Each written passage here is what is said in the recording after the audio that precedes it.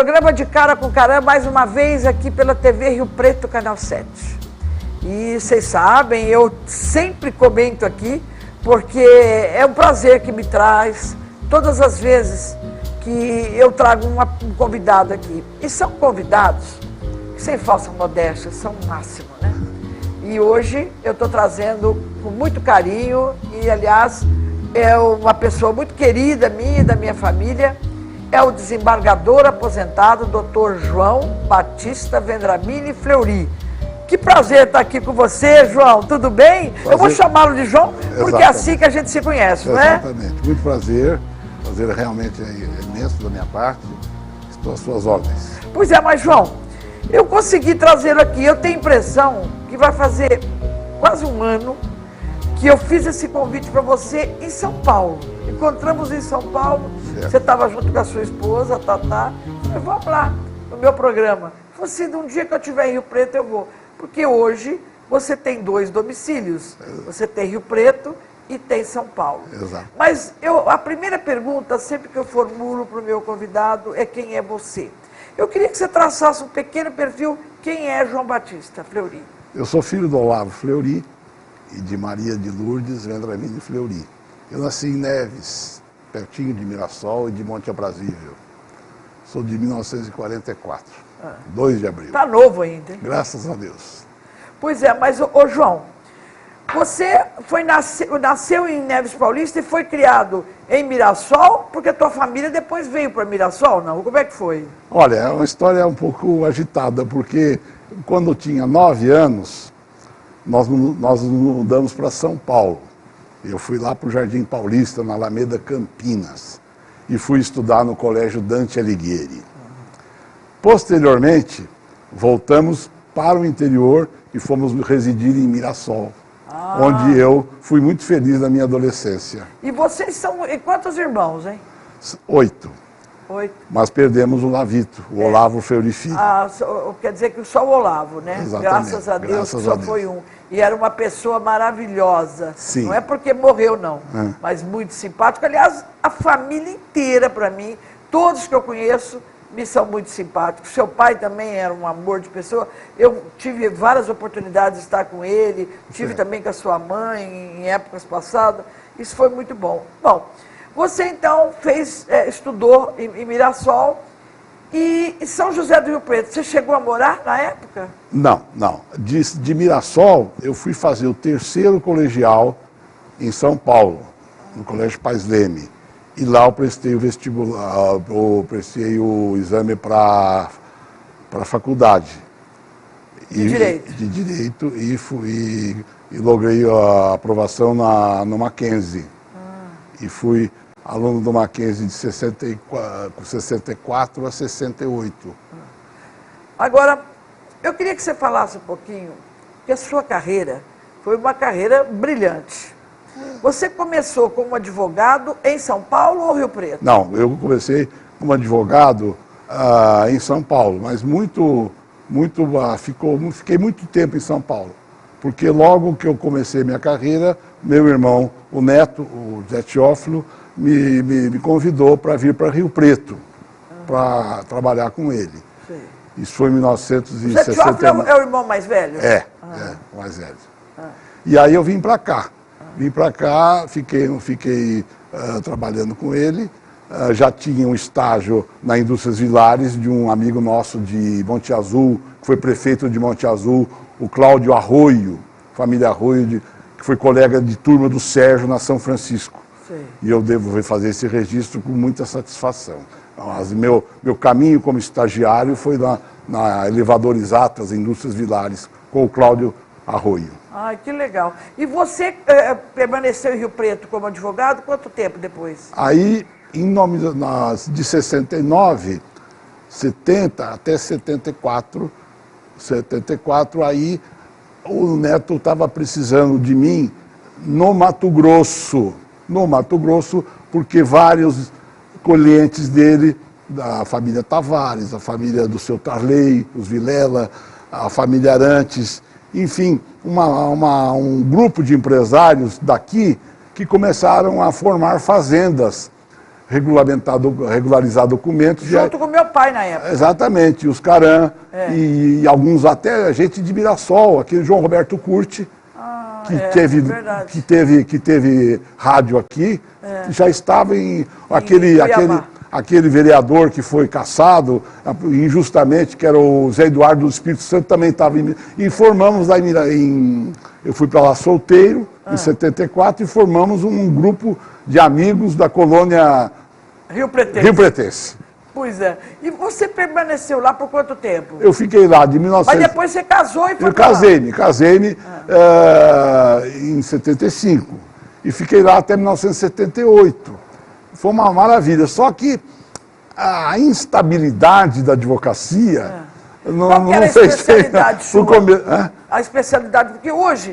terras, direito civil, direito de processo civil. Fazia de tudo um pouco, Fazia de tudo um pouco, exatamente, o que precisasse, né? Mas aí eu percebi que sem a estabilidade que outros ramos do direito poderiam me proporcionar, aí eu voltei, retornei e fui ser... Retornou para o Rio Preto. Para Rio Preto. Aí eu continuei a trabalhar com o meu irmão e arrumei uma assessoria na faculdade, na Funfarm na época, na Funfarm. Sei.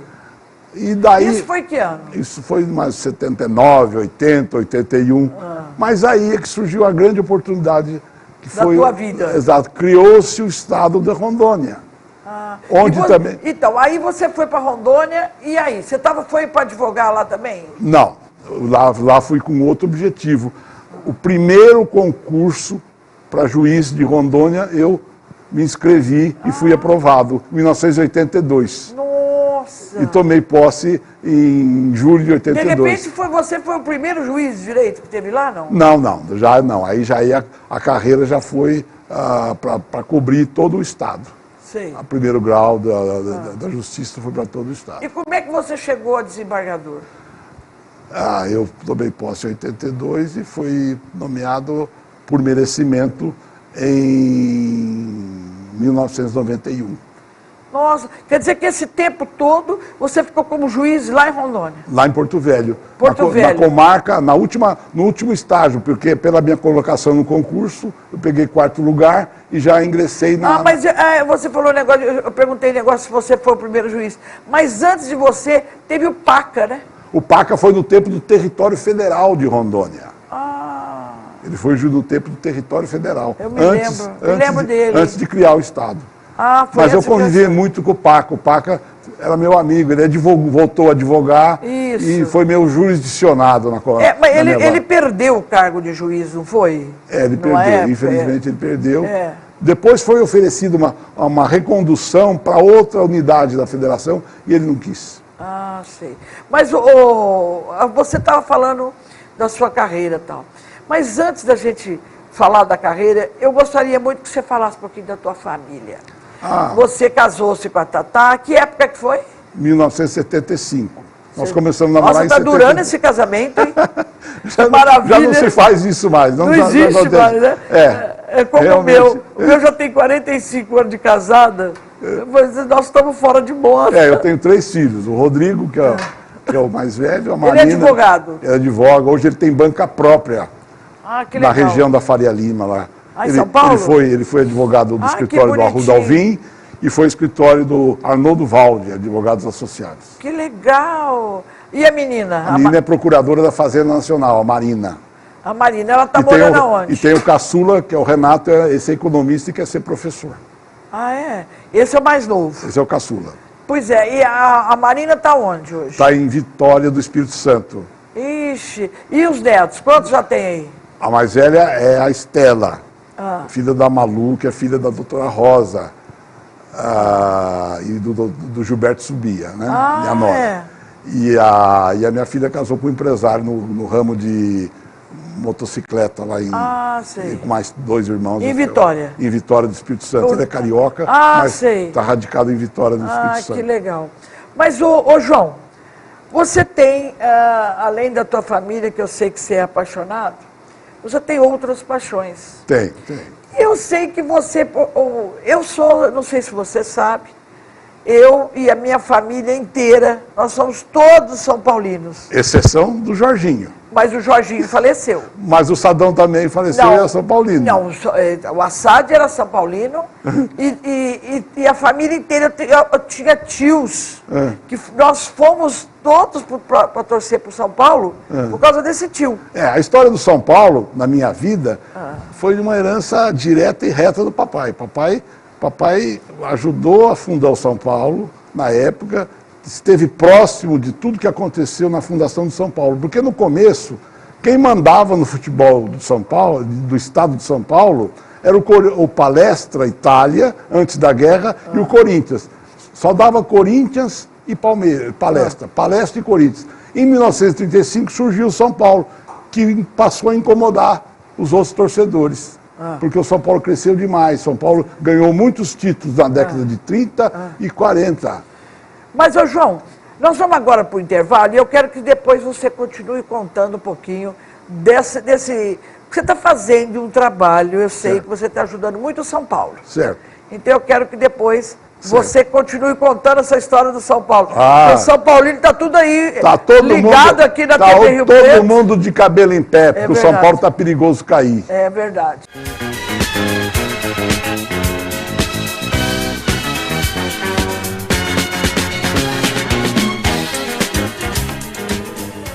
Só no Rio Preto Shopping você encontra incomparáveis possibilidades e esplêndidos sabores em 2 praças de alimentação com mais de 40 opções de lojas. Rio Preto Shopping, o meu, o seu, o nosso shopping.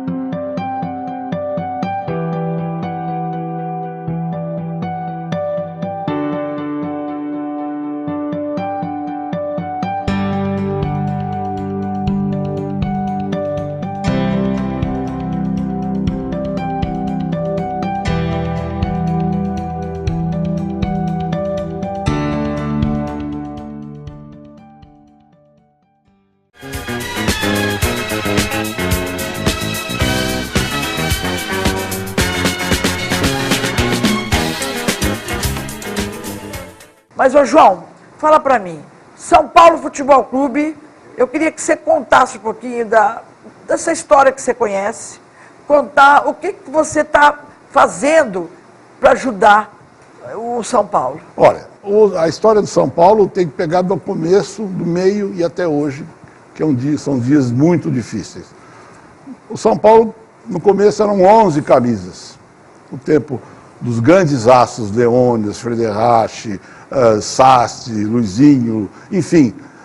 Aí, nesse tempo, o São Paulo tornou-se a terceira força no futebol paulista, junto com o Palestra Itália, que depois veio a virar Palmeiras, e o Corinthians.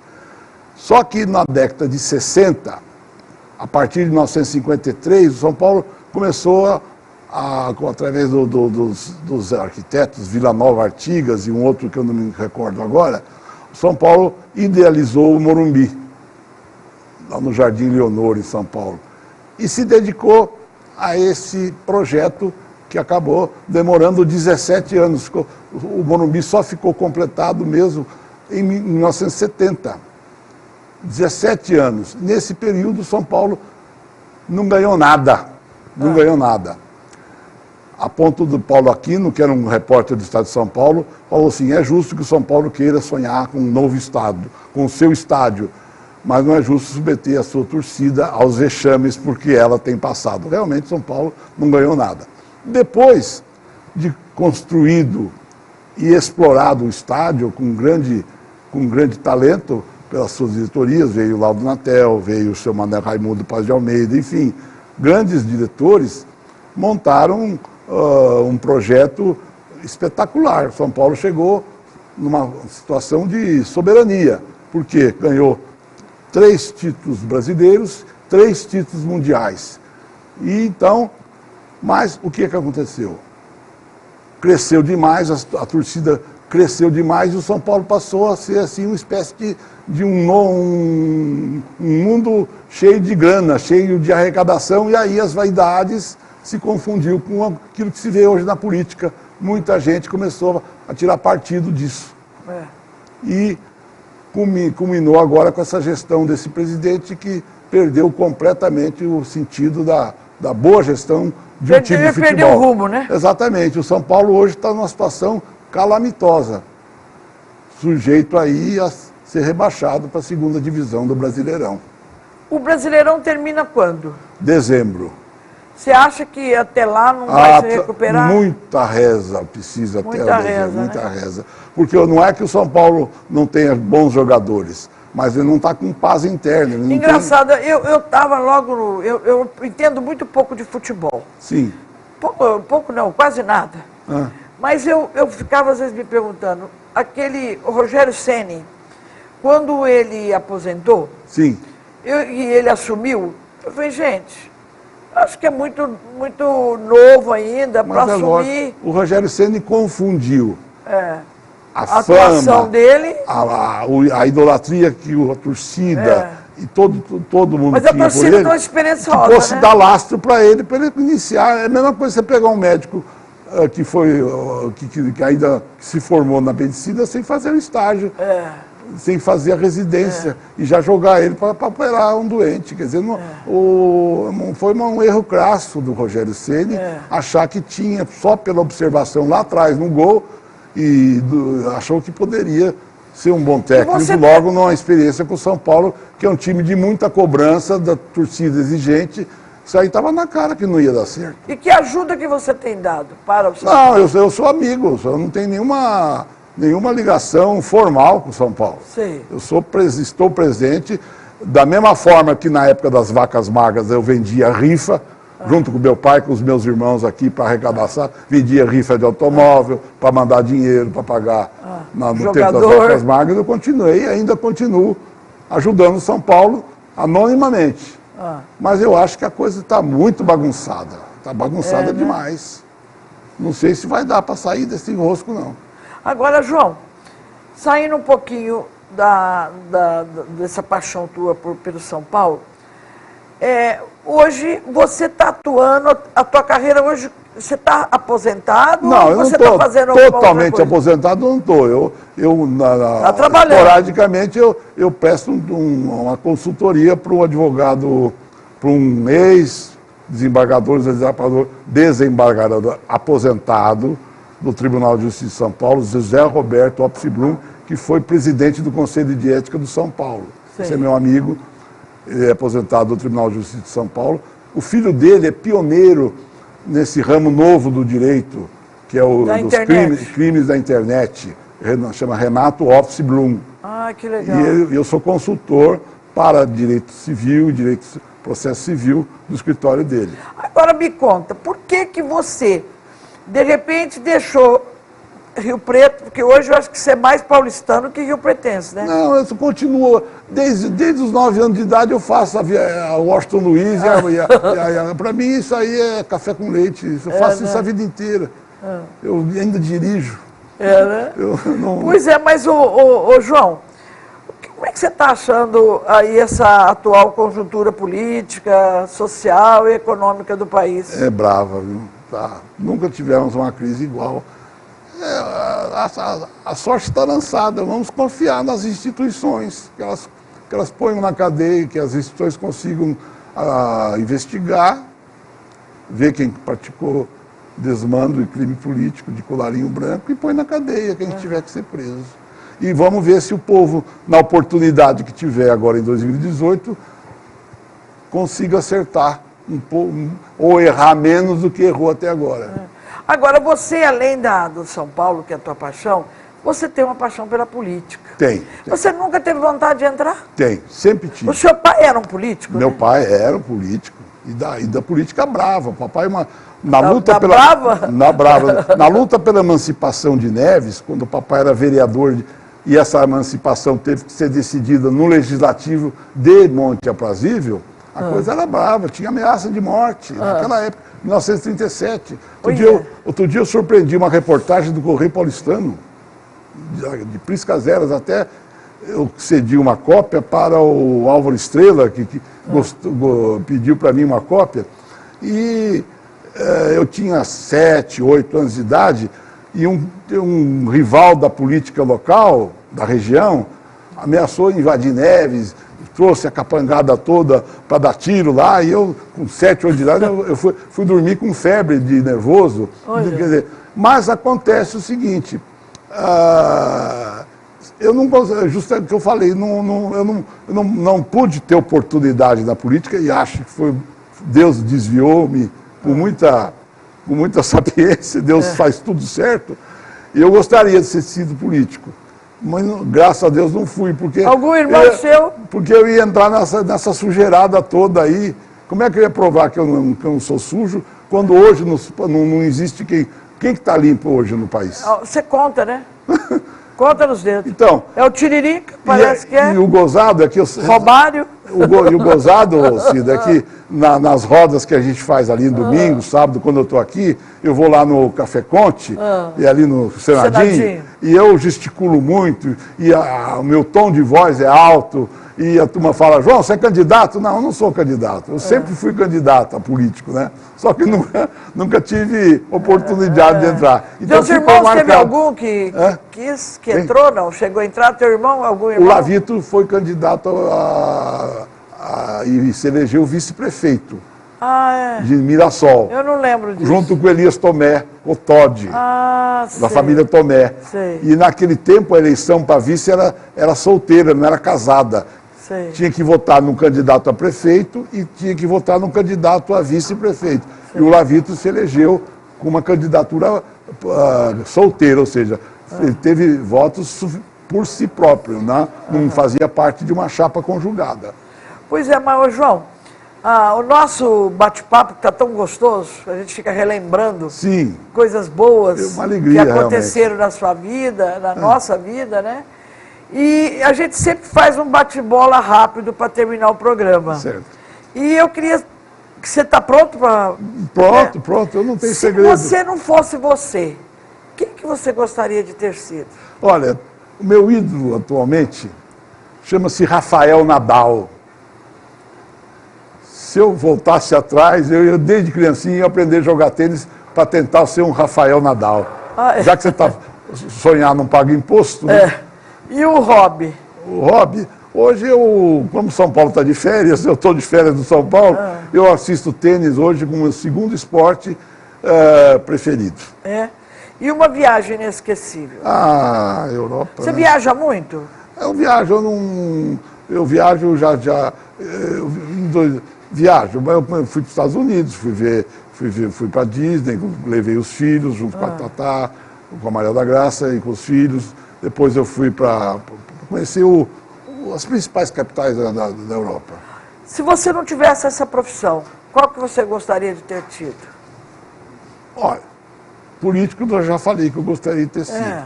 Ou também um comentarista de futebol.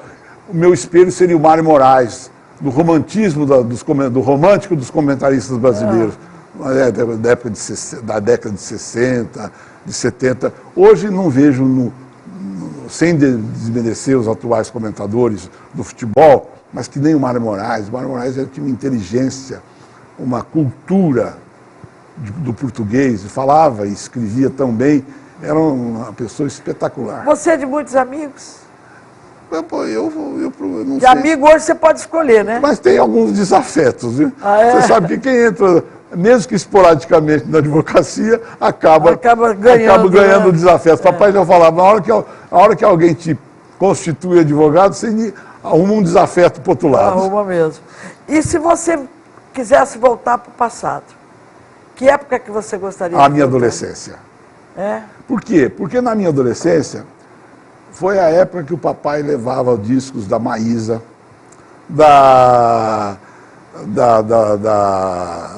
dos cantores românticos, Tom Jobim, Maísa, Nelson Gonçalves. Mas, enfim, foi a época que eu aprendi demais, até o português, das letras e das músicas. Essa época marcou muito a minha vida. O que você acha que ainda está faltando em Rio Preto? Como é que você acha hoje a gestão do Edinho, por exemplo? O Edinho, eu sou suspeito para falar que eu sou muito amigo dele, da família dele. A filha Thaís é muito amiga da minha filha. Eu sou suspeito, eu sou fã do Edinho. Né? Sou muito fã do Edinho. E o que não pode faltar na sua mesa? Feijão. Feijão, é? Feijão. E um conselho para quem quer iniciar na sua carreira, como advogado, por exemplo? Olha, eu acho que me tornei, não cheguei a vencer como advogado, porque eu acabei preferindo outro ramo do direito. O estagiário, quando ele recebe a incumbência do advogado, chefe dele, ele tem que, desde cedo, quando ele vai para o fórum, ele não pode deixar de trazer a informação que lhe é solicitada. Por quê? Os balconistas, aqueles que vão atender, estão cheios de serviço. Então, eles tentam se desvencilhar do estagiário com muita facilidade. Ali é o beabá. Ele precisa perseguir a obtenção da informação que o advogado pede para ele. O que você espera para 2018? Eu espero que o Brasil acerte nas eleições. Que nós tenhamos sorte. Que o eleitor brasileiro saiba votar, né? Que faça um expurgo. E que não dê oportunidade para todos os políticos que estejam envolvidos na Lava Jato. É verdade. E qual que é seu maior tesouro? A memória dos meus pais. Meu pai e minha mãe. Isso é coisa boa, né? Lembrar também, né? João, foi um prazer muito grande tê-lo aqui no meu programa. Eu que agradeço. Eu acredito que as pessoas que conhecem você hoje estão aí me cumprimentando, porque está conhecendo um pouco mais da sua história, quem é João Batista Vendramini Fleury. Muito então, obrigado. Que você seja feliz junto com a sua família aí, viu? E o programa de Cara com Cara encerra por aqui. Eu agradeço mais uma vez a grande audiência de todos vocês e fiquem ligados durante as 2 semanas, porque eu estarei com o João aqui junto comigo, batendo esse papo tão gostoso. Então, até a semana que vem e na outra, se Deus quiser. E eu estarei te esperando aqui pelo Canal 7, TV Rio Preto.